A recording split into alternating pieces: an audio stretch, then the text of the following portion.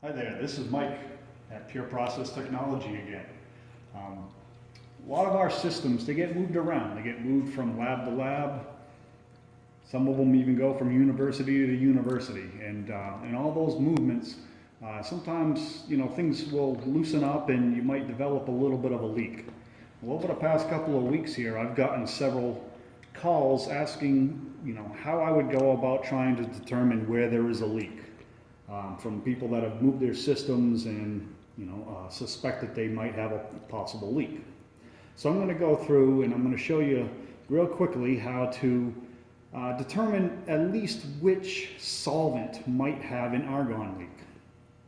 Okay, just a couple of things that we're going to need. You'll need your hose coming from the argon tank with a quick connect fitting. You'll need a union. And it's nice to have some snoop or some kind of soap bubbles that will help you pinpoint the leak. Okay, so the first thing that you want to do, make sure that both of your valves on top of the keg are closed. So on top of the keg here you have a relief valve. This relief valve is set between 25 and 30 psi, and we're going to take the pressure up to 30, and if you don't close those two valves, you will open up the relief valve and you're going to spray some solvent inside your cabinet and it's going to make a little bit of a mess. So make sure that those two valves are closed. Now what you want to do is you take your argon hose, the union, and you hook it up to an argon source.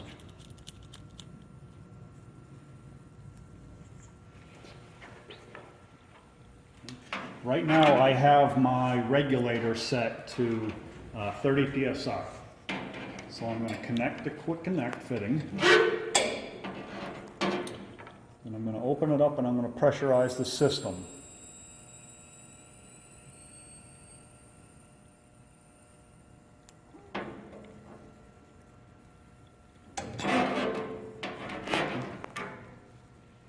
So I took the pressure of the argon system right on up to 30 psi.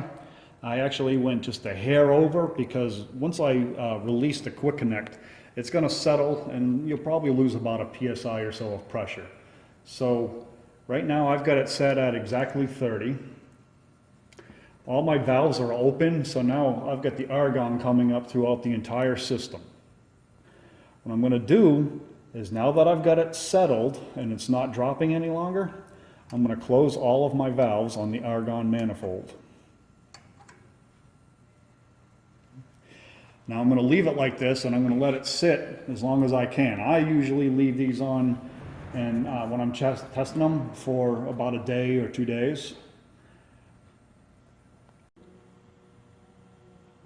Okay, so through the magic of editing, it has been 24 hours, and now I'm ready to find out which solvent has a leak in it. Keep an eye on your gauge.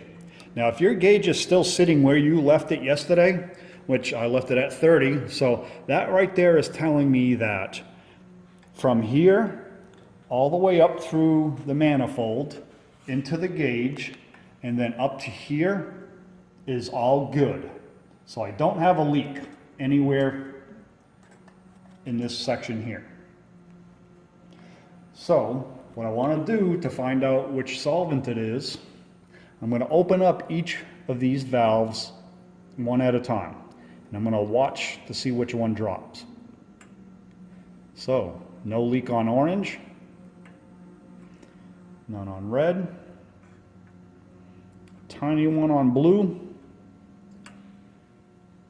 Oh, I've got a pretty good leak here on yellow. So what I want to do is, now I'm going to use my soap bubbles and I'm going to start to spray starting from here and working my way out.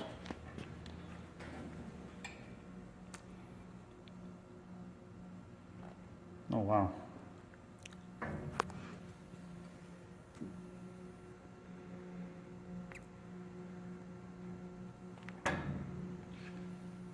Okay, so you see in between the two nuts, I've got some bubbling. That's telling me that that's where my leak is. So I'm going to give it